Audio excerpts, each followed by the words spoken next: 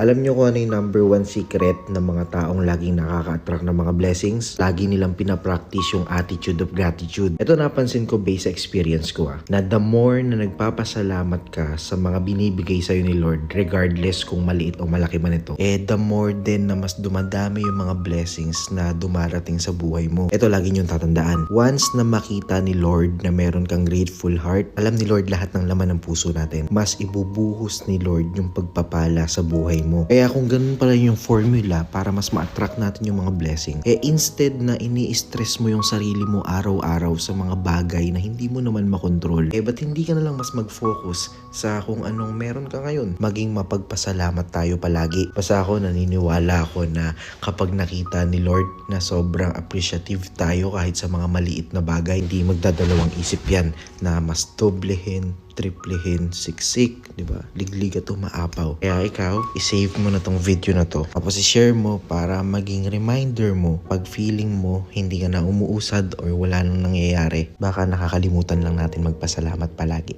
Follow me for more.